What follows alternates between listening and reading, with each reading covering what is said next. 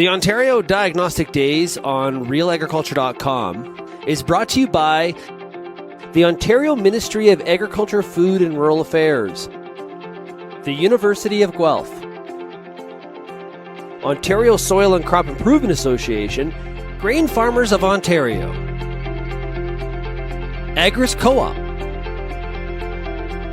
BASF Canada, Bear and DeKalb, Corteva and Pioneer, Great Lakes Grain, MOSIAC, the MOSIAC Company, Pride Seeds, and Syngenta.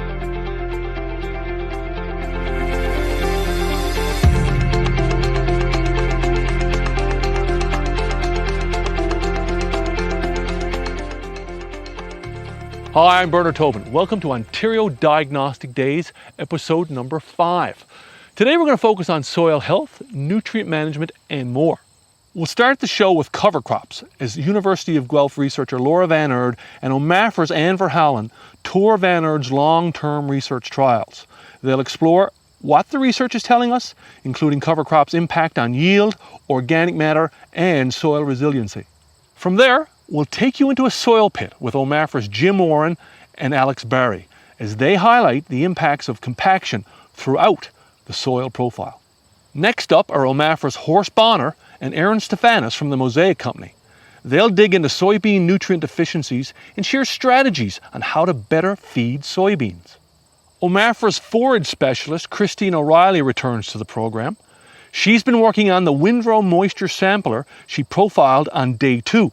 She's made some modifications that you'll want to check out. We'll wrap up the day with Jim Warren and Dan Saurette from OMAFRA. They'll give us a snapshot of the Ontario Topsoil Sampling Project and a sneak peek at some of the insights they'll share at the Ontario Ag Conference in January. Again, CEU credits are available for Ontario Diagnostic Days. Look for the URL where you can apply for your credits. You'll see that on the screen throughout the episode. We also want to give you an opportunity to engage with our experts. We've provided their contact information at the end of the episode. And we also encourage you to put your comments and your questions in our YouTube comment section as you're watching the episode. We'll get you some answers. Here's episode number 5.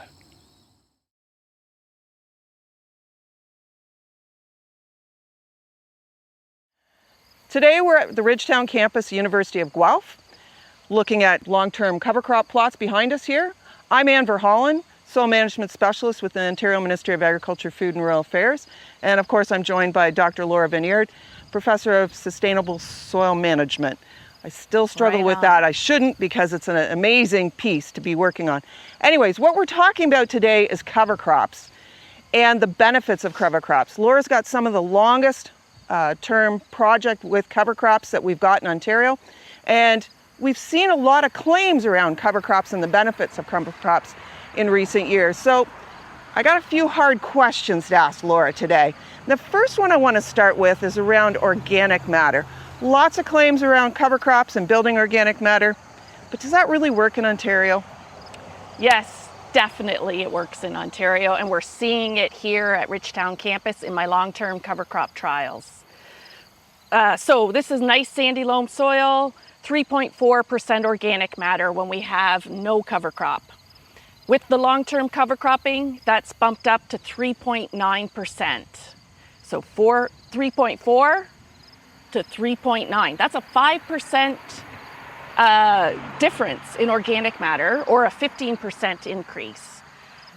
So we are seeing increases in organic matter. That's my trial. If we look at Elora with the use of red clover in small grains, we see increases in organic matter. It's there in our long-term data. I know your follow-up question is, but how, right? How does it accumulate? And it's a twofold. One is protection. So cover crops protect the soil from wind and water erosion, and then they're capturing sunlight. They are converting carbon dioxide to plant material, right? Photosynthesis, that's all carbon-based. And what we see above ground is also happening below ground. So protecting the soil and carbon inputs. That's the main way we see over the long term increases in organic matter. Okay, so that's Ontario, between Elora and Ridgetown. There was some measurements done by the Soil Health Institute here too. What were their findings? Same, right? Increases. So those numbers that I used, 3.4 with no cover cropping, 3.9 with long-term cover cropping, that's from the Soil Health Institute. That's their numbers. And we saw those numbers after 8 years in an independent study, increase in organic matter. So we've got two independent institutions, University of Guelph and the Soil Health Institute, who have measured carbon and saw that increase. And that's in Ontario. The trends are the same throughout North America. Organic matter increases from 10 to 42% with long-term cover cropping. So in those experiments, they had to be 10 years of cover cropping. Okay, so let's dive into this a little bit further. We've had a lot of speakers come in over the years talking about cover crops and talking about, increases in yields and being able to reduce their fertilizer use and building resiliency. Do your plots support that? Yes, yeah, we're seeing the same thing, but only now, right? In the long term, we're seeing a build in resiliency. So in 2000, it was a dry year. We were dry up until mid-July, and the corn, we could see it in the corn. So without cover crops, without good organic matter, that corn looked deficient. It was shorter, it was less green, typical symptoms of nitrogen deficiency. And we know nitrogen and water go together. Where we had good organic matter, where we had long-term cover cropping, that's where we get cycling of nitrogen, and it was providing it to the crop. So where I said 59 bushel yield increase, that was due to the nitrogen. That's resilience in my mind. It's where a resilient field ignores your mistakes and forgets about the weather. Okay, so that was 2020 that you got that 59 bushel increase. What about 2021? Because we started out pretty dry here, then we got wet. Of course, Really this is wet. Ridgetown, really wet, and then we've gone back and forth between some dry periods and some wet periods again, right up until now. So in 2021, we're seeing the same thing. With cover crops over the long term, we're seeing greener, taller, better crop compared to, and we can see it in the background here, less green, nitrogen deficient, without cover crops in the system for the long term, lower organic matter. So yeah, we are seeing that now in our long-term cover crop trials. Okay, so we're building organic matter, we're building resiliency with using cover crops, but how long does it take? How patient do I need to be? Yeah, you need to be patient. It's not one and done. It requires a commitment. So in our plots, we saw it after 8 years, 10 to 13 years before you see the crop responding to that organic matter in those dry years, those stressful years. So it takes time.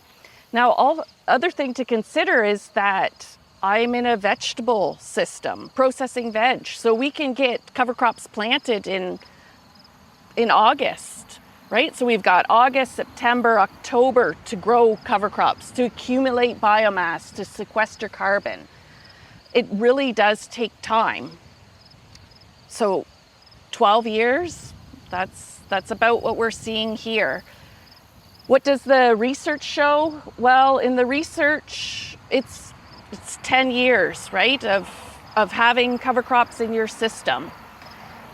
When you're less than that, in that short to medium term, about increasing organic matter, that's about a 50% chance that you can do it in the short term.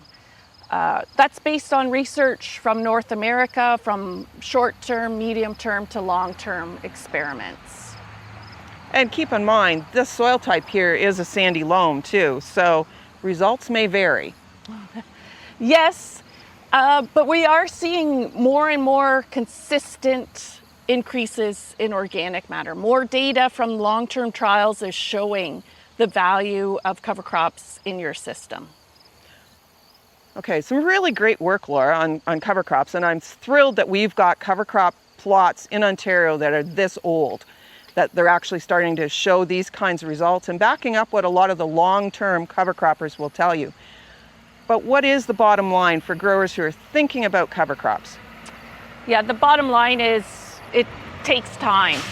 It takes patience and commitment. It's not one and done. You need to plan your cover crop, not just say, okay, I'm going to plant a cover crop. What are you going to seed? How are you going to seed it? How are you going to terminate it? What's your goal? There you go. What's your goal? And so I think the goal is building organic matter, building resiliency, so that in 12 years, when we don't know what the weather might be, you have protection against that variable weather, protection against stress. And that's what resiliency is, right? A resilient field ignores your mistakes and ignores the weather.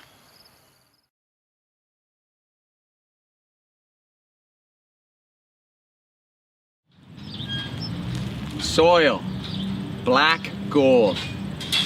When you realize that less than 3% of the Earth's surface is actually suitable for growing crops, it emphasizes the point that this soil is one of our most valuable resources. Valuable obviously to the farmer who's growing food, but frankly even to all of society. And when you think about the fact that this soil probably took hundreds of years to form, but yet it can be destroyed in a matter of seconds because of the risks to it. So what am I talking about here?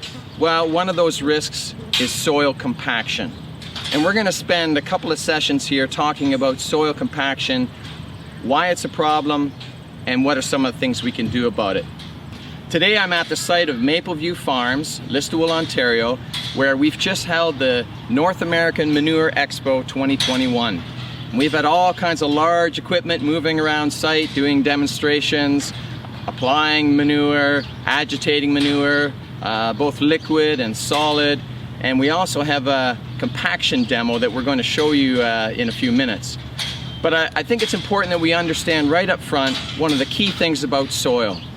Any healthy soil is going to be about 50% pore space. Let me show you what I mean. If I take this sponge, just an everyday household sponge, and you look at that sponge, you can see very clearly it's full of pore spaces. I can squeeze it and it will go back to its shape. And that's much like a good soil should be. So let me take that sponge and I'll put it in this water here. And let's squeeze out what we get.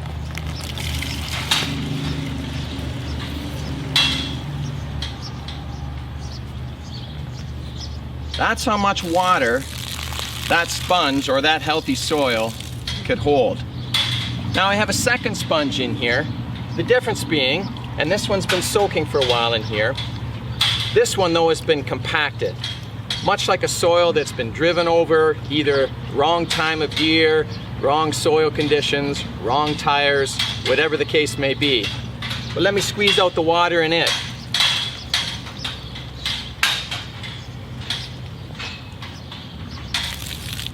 There's a big difference between those two. And that's just a simple demonstration to show you the impacts of soil compaction.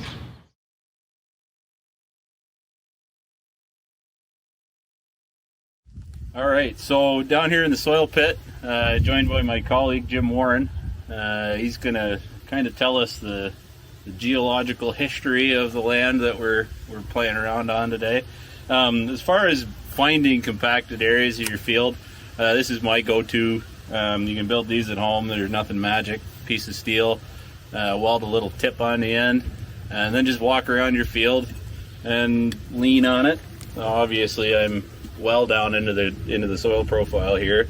Just lean on it. You don't have to try to bend it or anything, and just get a feel sort of get that steering wheel feedback of your field in a few different spots. So I like to go probably over to the fence bottom, maybe under those trees, and see kind of what the undisturbed natural compaction situation is, and then come out into some areas that you might be questioning. So wheel tracks, good place to check. Middle of the undriven areas of the field, see what's going on there. And I can put this tile probe into the ground fairly decently far all over. I tried it in a wheel track, I tried it in between.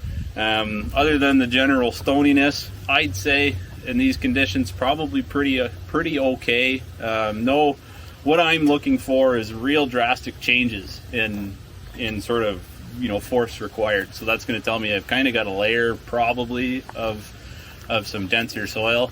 But what I was finding, Jim, I could bury this about that far into the ground, and that lines up pretty well with a horizon that you've established here. So what do you think's going on there?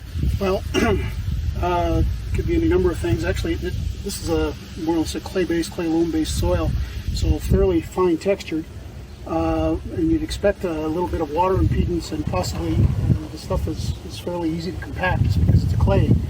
What you're probably running into there is the sea horizon at the bottom, which is the native parent material of the soil here.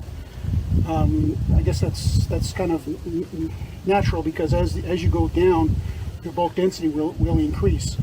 But you got to watch out for, I would think, again, not being the compaction expert, but the clay here is the one where you got to watch that you get subsurface compaction just because that clay is there.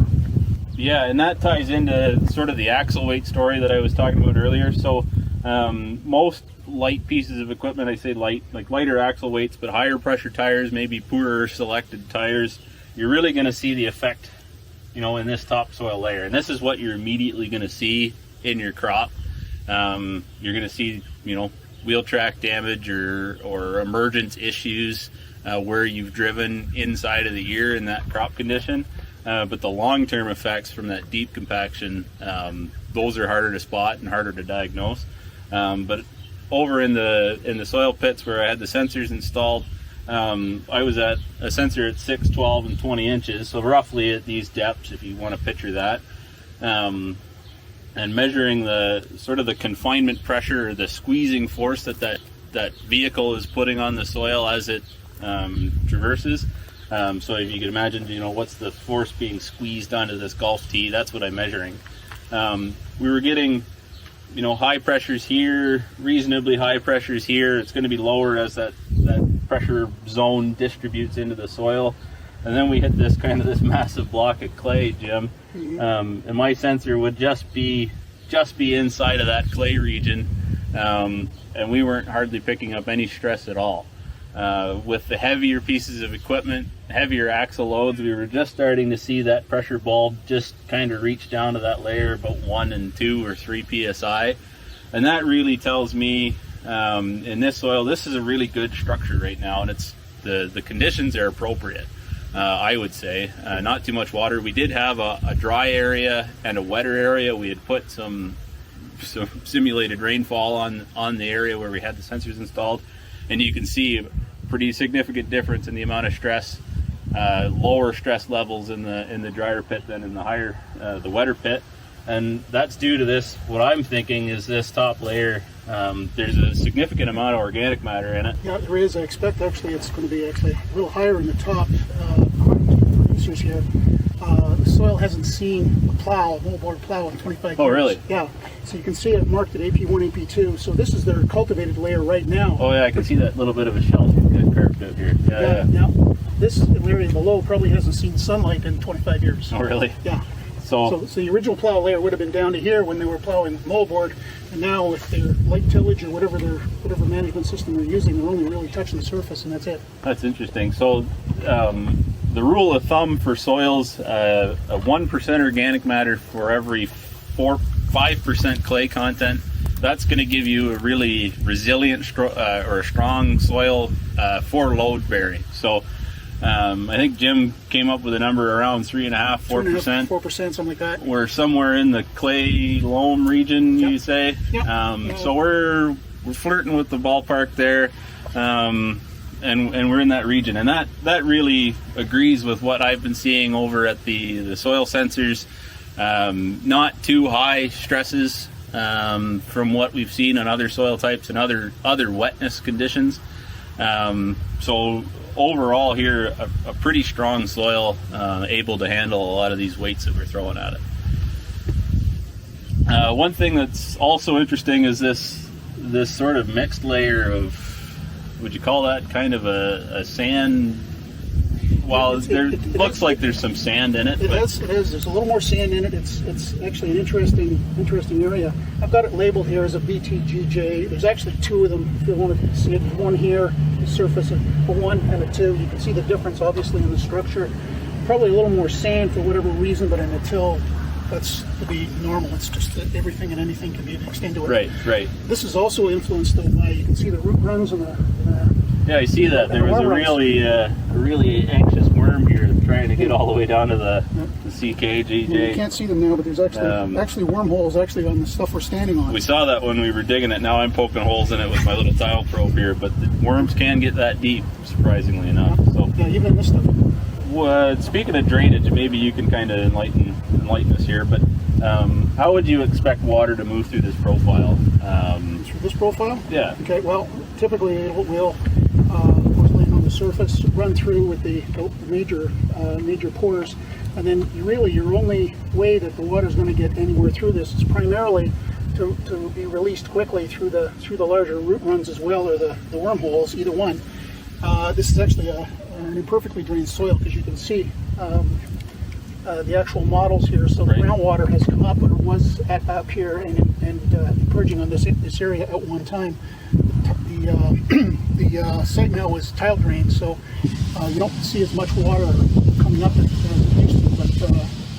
But anyway, the main thing is you're going to get a perching, like a minor perching first after a good rain, and then it will run through those cracks. The more of those cracks you can actually get, or those flow systems you can get, so for drainage is better. Worms in this sense are adding quite a bit of drainage to our imperfectly drained profile. Absolutely. Now, if I was to come in here during a wetter year, say I had a lot more moisture in this profile, and I was seeing, high stresses that we would, maybe be able to measure in this region, I would expect to see some consolidation. How do you think that would affect soil water movement again? Well, the consolidation is going to actually close up all those pores, so you won't have as many large pores to drain the water as quickly. Yeah. So any compaction that's going to happen that'll be the larger pores will be the one that disappear first. And the other thing there, now if I compact this layer, and this would be a relatively compactable layer, there's under the right wetness conditions, I would expect to be able to make a very good road out of that soil, or a good driveway at least. Maybe not an actual Queens Ontario Road highway, but if I was to consolidate this layer, now I'm just severely limiting the water that can get away from this upper region and the water that can come up from the bottom. Understanding this field is tile drained, so I'm not going to get a lot of water up through my profile, but I do want it to get at least into the rooting zone, so my crops can get to it. Yeah. So the roots will try and get down there, and as you can see, they're doing their best. Some of them have followed that wormhole all the way down. So, and that was the case. We found a lot of fibrous roots in the bottom of this soil pit when we dug it last night. So. Yeah, there are a few. Not that one. So that's the. There are some roots in there. I don't know if you can see that, but there you go. that's C. That's the C horizon. Yes. Yeah. Some structure, but not a lot of structure. It's there. Very interesting. So yeah, there's your soil profile. That kind of puts I kind of put the sensors in blind when I go to a site, and then I usually get to open the present afterwards, so I get to see what kind of stresses we're seeing under the equipment. And then when I go to dig the sensors out, I really see what kind of profile we were in. That's the trouble with doing sort of in situ measurements with undisturbed soil is I don't know how to reinterpret the results until I kind of can close the loop on what the soil profile looks like, and this really kind of clarifies what kind of pressures we were seeing over there.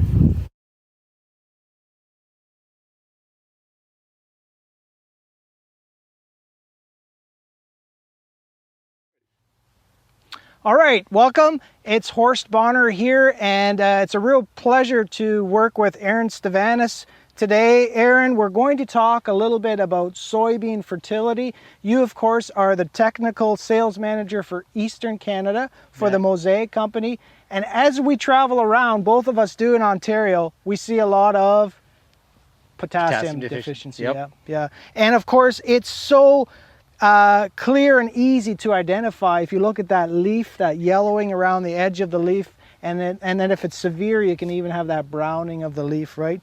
So I don't know about you, Aaron, but first you have to ask, what's your soil test level if you're called out to a field, right? Absolutely, and that's the first thing. Now, say you don't have that available, there are some other things we can do too, right? Right. For example, we could dig some roots. Yeah. See what's going on below the ground. I mean, obviously a soil test will tell you what's going on fertility-wise, but I mean, we need that root. That root is bringing in all that nutrient, that potassium. So we need to check to make sure that is, in good sound quality. Well, and you're so right. Just because the soil test is in reasonable shape doesn't mean that you won't have these kind of symptoms, because the nutrient has to be able to flow in, right? And we can have some real problems in terms of the root that prevents it. So let's dig some plants and take a look. And we've got some root right here. You betcha. And when you look at that root, Aaron, are you happy with the fact that of the root growth? Are you happy with that? Well, in general, I'm very happy with the root growth. We don't see any restrictions. These roots are nice and straight, so there's no restrictions from compaction layers. We see some nice fibrous root systems in here.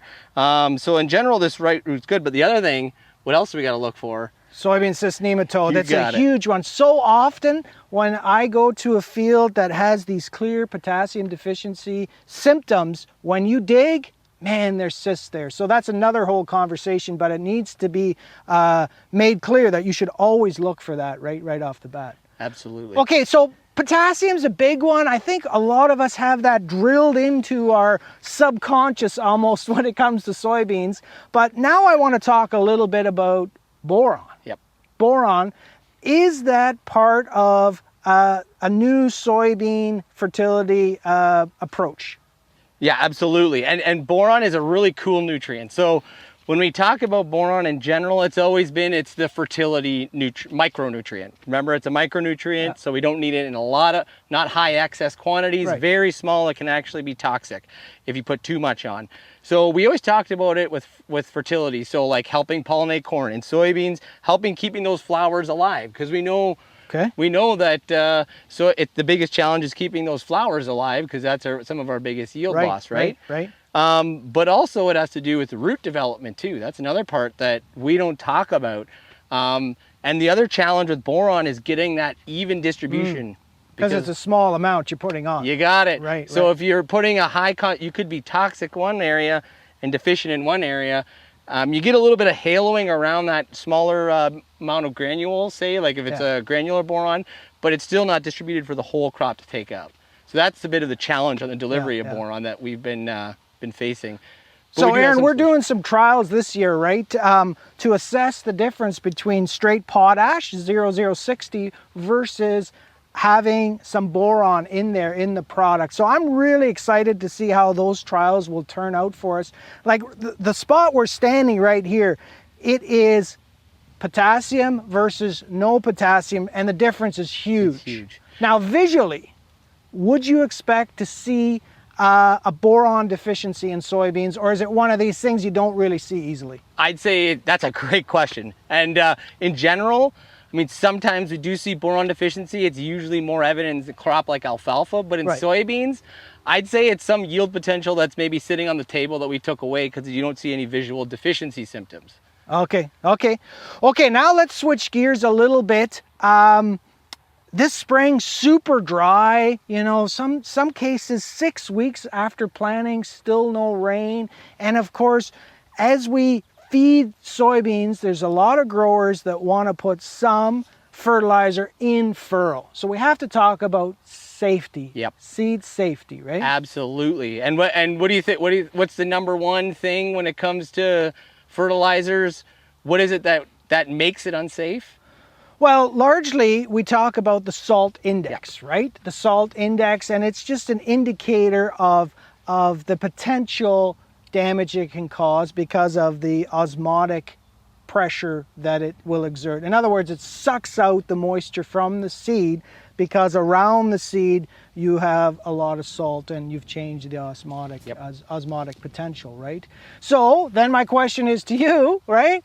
Grower knows he's low. He wants to, in terms of the soil test, he wants to put some in. What can he get away with? Let's start with P. Okay. Talk about P205. P205, which is, in general, when we look at starters, phosphates are the number one thing that we want in that furrow or in a 2x2 band because it's root development. That's what we really focus on, phosphates. And so in soybeans, when we're delivering, especially with an air cart, we're putting it in for furrow with the soybeans. We need to be very careful on exactly like you had discussed, Horst, on that salt index and defining what is a salt. So in general, phosphates, they do have a salt index, but they're much lower than a potassium product. So we can get away with more. The other thing we need to talk about is row width. So MOSIAC did a trial where we looked at row spacing, yes, how much P205 we put in with the row spacing, and the wider you go with spacing, the more challenge you had with stand reduction and reduction in yield, because even though the salt index is low, there still is some salt in there. So row width plays a factor. When we were looking, and a part of that is because of distribution, that distribution within the row. So when we looked at soybeans with 7.5-inch rows, we could get up to 100 pounds of product of Microessentials SZ, which is 40 pounds of P205, and that was kind of our safe rate. But as anything in agriculture, environment plays everything. It's huge, isn't it? And what type of year did we have this year? Super dry early. Yep. Now it's wet, but anyway, then it was dry, right? It's like tap off, tap on. Yeah. But yeah, super dry, and just like you had talked about with what salts do to seed is pull that moisture away. Well, if we already have low soil moisture and we're putting a product that has a salt index in there, we have a higher chance of there being some seed injury. So it is definitely a fine line. When we start to get drier soils, you start dialing that rate back and looking at different options for fertility. And of course, the other one, soil type. Sandy soils are much more susceptible. Okay, so you say 100 pounds of mez, which is equal to 40 P205. Now the salt index on mez is about 23, right? Yep. So I'm fairly comfortable with about 50 pounds of MAP in furrow in 15-inch rows. That's the work that I did. So the numbers kind of shake out very similar, right? Yep. And MAP is has a salt index of about 30. Okay, so that makes sense. Just to put it in context now, people really want to put some potash in because that's what soybeans need so desperately. Salt index on potash, 116, right? That puts it into perspective. Boy, that it's just very dangerous, right? Yep. I'm going to do I dare do a Johnson and do the alert, full stop. Like, that's, do not put muriate of potash or any like high potassium based product in furrow with soybeans. Leave it to broadcast. It's just bad news. Now, okay, I got to push you on this because we have growers who want to put in K-Mag because of that magnesium, right? That side of it. And K-Mag has a salt index that's only at 43. Correct. Right? Yep. So it's much reduced, obviously, compared to 116. What's your take on that? And then before you give your take, I got to warn you, I'm not a big fan. I know. Okay? All right, so go ahead. No. Well, that's the thing. And so once again, it looks at how much phosphate you're putting down. I think that's a factor too, because you're still adding potential salts, right? Right. So, I mean, we need to look at the phosphate and how much K-Mag you're putting down. In general, if we're putting on, say, that 100 pounds of Microessentials SZ in, I would say if we're pushing in K-Mag and it's dry like it was, Yeah. that's when I would be pumping the brakes. Okay. But if you're, say, reducing your phosphate and you want to put some K-Mag in to get some magnesium, sulfur, and potassium in there, you know, you're still playing with a risk. But if you have good soil moisture, you know, maybe 30 pounds. But then, okay. you know, my question is what do you want out of it? Yeah, okay, so I think that's where we can wrap this conversation up. My basic theory is this, and it's not even a theory really, we did the work, right? The response to in-furrow or even banded in a 2x2 compared to broadcast is not really much better. In fact, most of the time it's the same. Yeah. So you get to this risk versus benefit question. I think we have good evidence that you should just broadcast your fertilizer for soybeans. And if you want to put some in furrow, I can live with some P2O5. On the potassium side, I think you're better off just to not bother. Geez, and when you said no fertility here, I was going to call you and we're going to have a good back. But no, I actually agree with you. If we're looking at, because also if we look at, step back to our 4R standpoint, right? If we get our potassium, integrate right source, right place, right time, right? Yeah. So if we're getting it in the soil, we're not having to worry about incorporating any of that. We can still no-till soybeans. If we're looking at our amount of K2O that we actually want for removal of soybeans, we're never going to get that in a safe rate in a band. Yes, absolutely. In furrow, I should say. Yeah. And so we really need to be looking at that broadcast. And then also, if you are using K-Mag, then you can get to levels that are high enough where you're going to get good distribution of magnesium. Magnesium definitely helps with getting nutrition, actually magnesium and potassium together work really well at getting nutrition into the plant, but also helps make photosynthate move from the leaf to the roots and the leaf to the pods and soybeans or any of the essentially the grains that we're producing. So really helping in that movement of the phloem of nutrition. Right. So magnesium helps, but the amount that we're going to put in furrow probably isn't going to be enough. So I agree with you on that broadcast side. Put the magnesium out, put the phosphate in the soil, in the row, and drive on. Well, certainly I'm convinced, let's leave it this way. If we're going to grow 60, 80, maybe 100 bushel beans, we're going to have to feed those beans, right? And this plot is another perfect example of the visual differences, and stay tuned, we'll get the yields from this and we'll see what the difference is in terms of these treatments. So absolutely. Thank you. Thank you.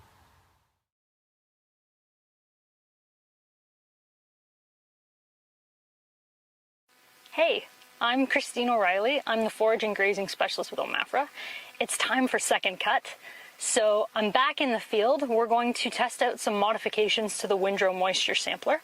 If you missed part 1, that's in episode 2 of the 2021 Ontario Diagnostic Days. So go check that out. This is the original windrow moisture sample designed by Ron Thamert. It's 2 feet of 2-inch ABS pipe. First of all, we thought that a wide mouth version might work better, make it easier to load and unload. So we've got a wide mouth, which is a 3-inch, and an ultra wide mouth, which is a 4-inch. And I'm back in the field with Fritz Troutmansdorf of the Ontario Hay and Forage Co-op. So the first thing we'll do, we'll stuff the 3-inch one full with hay and then stick the probe in. Sounds good. Okay, so if you want, I can get started here. Are we racing? Are we trying to see which one's faster? Yep. All right.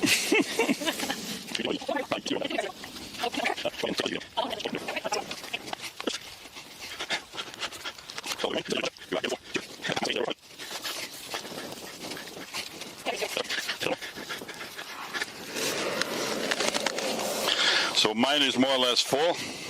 And I'm still struggling with mine. Except a couple inches on the top, which really doesn't matter. Yeah, so that one was definitely faster to fill because you've got yours totally probed, and I still was trying to fill this one. All right, how was that one empty?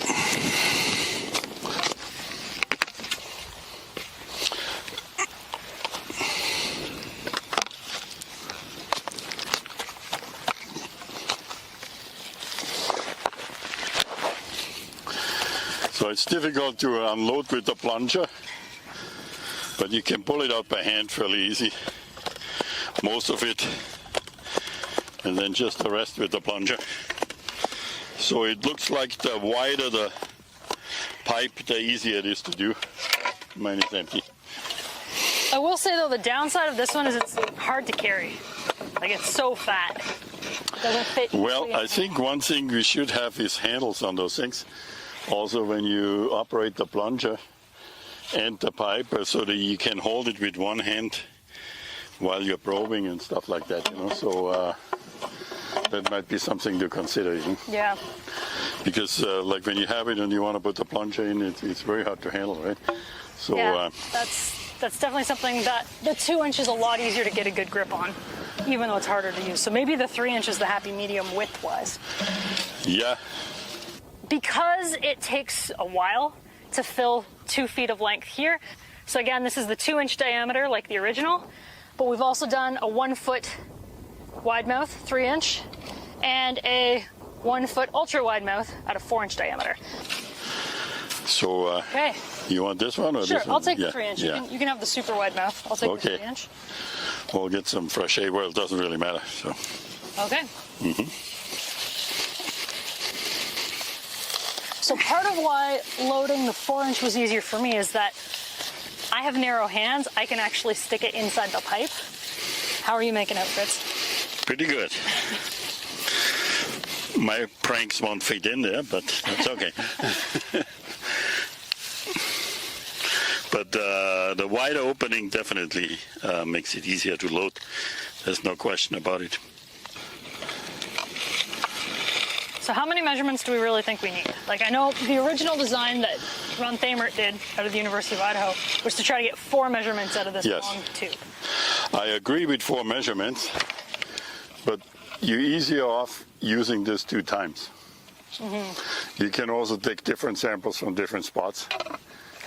You know? And you have to anyway, right? Yeah, It's variable all through the field, so we want to take measurements from different spots.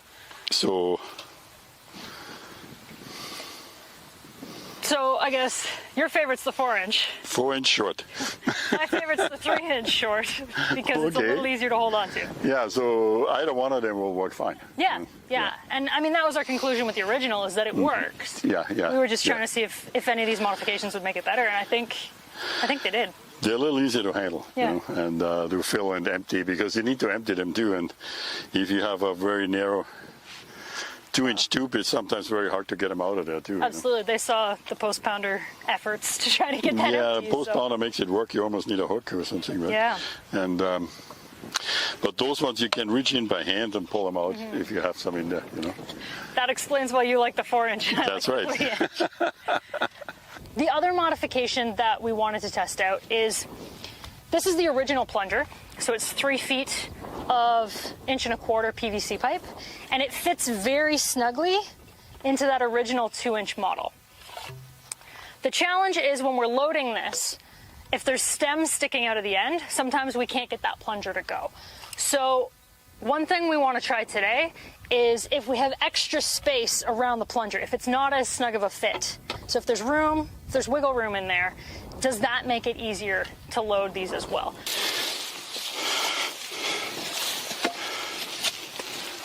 Ooh.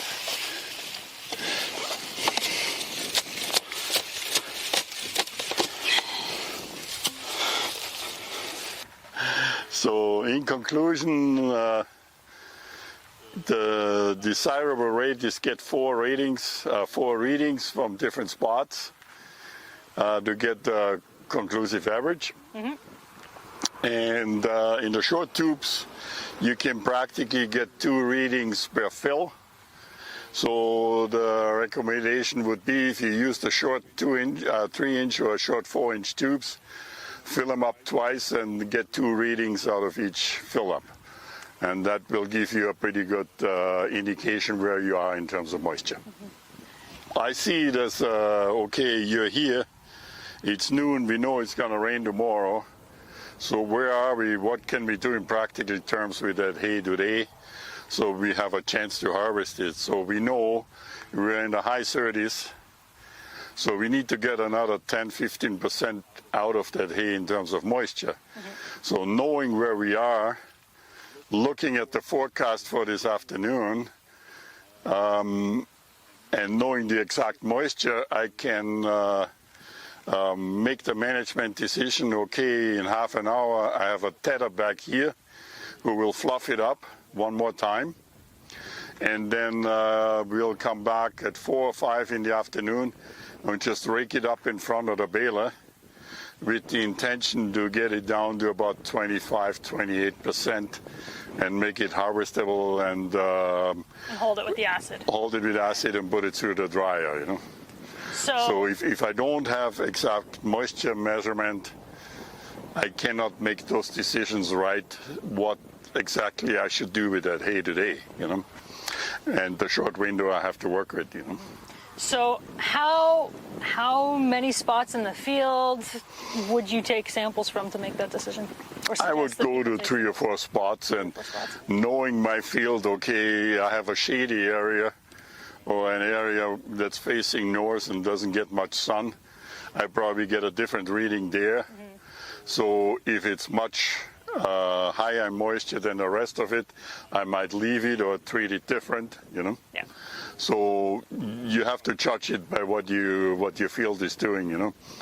And if the crop is uniform, if the field is uniform, like it's always easy on a flat square piece, you know, and where everything is the same. But if you have, we don't all have flat square pieces to look no, like. that's right. So if you know you have areas that might be questionable, you go there and take some samples there and make sure you compare them to the other ones, and that will guide your management decisions what you do with that crop.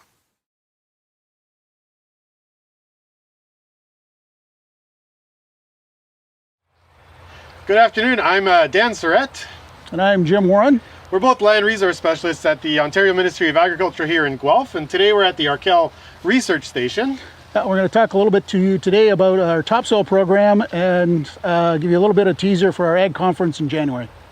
Okay, Dan, well, so how do we really get into this? Well, actually the project was first meant to be like a project to quantify soil carbon across topsoil in agricultural soils of Ontario. The Soil Health and Conservation Strategy 2017, if you recall, had some targets by texture class for soil organic matter content. And really what we don't have is a baseline to understand where we're at with soil carbon and how the BMPs that the ag community is implementing is affecting those soil carbon levels. So yeah, so we quickly realized that soil health tests were quite a hot topic, particularly in Ontario. For example, it was the Cornell health test that came out. And we started to realize that we could actually leverage some of this information to help with developing BMPs for various farmers across the province. And yeah, so we went even a step farther than that, and we reached out to the Soils at Guelph faculty at the University of Guelph, and we're working with them to test different soil health tests that are included in things like the Cornell soil health test and the Haney soil health test to try and see how those tests are applicable in Ontario conditions. And so we're working with Carrie Dunfield looking at soil microbiology, Paul Veroni and Adam Gillespie to look at soil carbon, soil organic matter dynamics, Asim Biswa looking at predictive modeling and digital soil mapping, Richard Heck to look at aggregate stability. And so there's a lot of really great information that's being leveraged from the samples that we're collecting out in the field. So Jim, one of the questions I get quite often when we're out in the field from the different producers is, how did the program roll out and how did we choose all of the sites we're sampling for this program? Well, the program actually started in 2019. We used a computer algorithm to choose 1,500 sites across the province representative of all different types of soils in agricultural production, all different types of management processes. And we started by making cold calls and going to various farms and asking them just, hey, can we come into your place and sample your soil? And we actually have to thank producers because most producers were very, very receptive. So that was a great thing. Yeah, and so if we were to look at progress to date, we've got about 850 samples of the 1,500 done. It's been a slow couple of summers, but we hope to be picking things up again this fall and in 2022, when we hope to wrap it up by winter. The first thing that we're interested in sampling soils is soil physical properties, right, Jim? And so the one that you think of right off the bat is soil bulk density. So that really has to do with soil compaction, which we know can be a problem. And it has to do with soil aggregates and sand, silt, and clay content, so the soil texture, right? Yep, exactly. We also do things like, well, carbon, obviously, because that's the origin of the work, obviously. There was carbon, which relates to soil organic matter, obviously, and plant nutrients and various other things related to organic matter, cation exchange capacity, for example.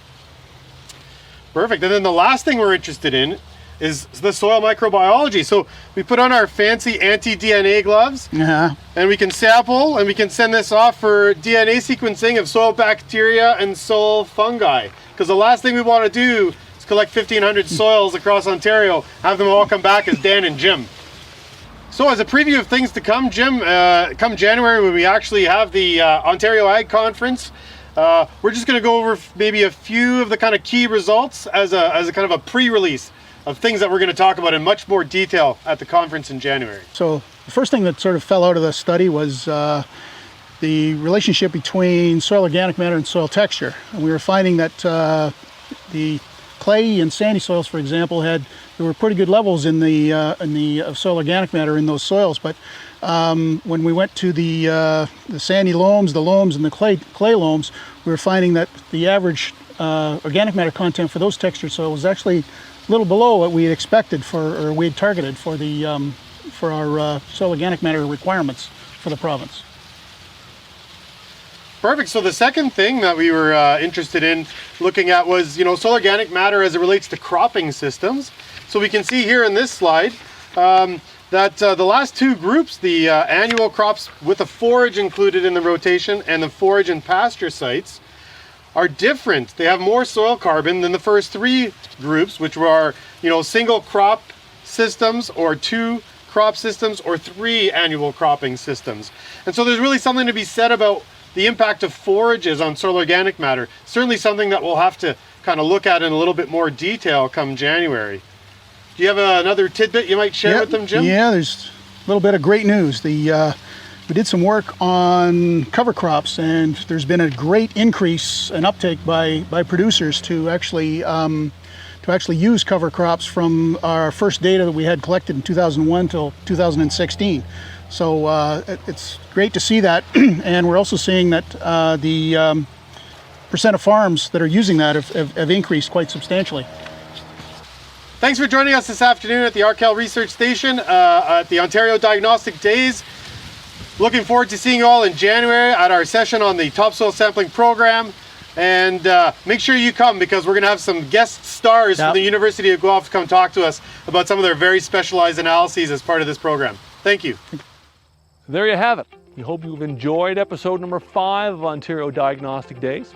Look for us on September 28th for our next episode. We'll see you then.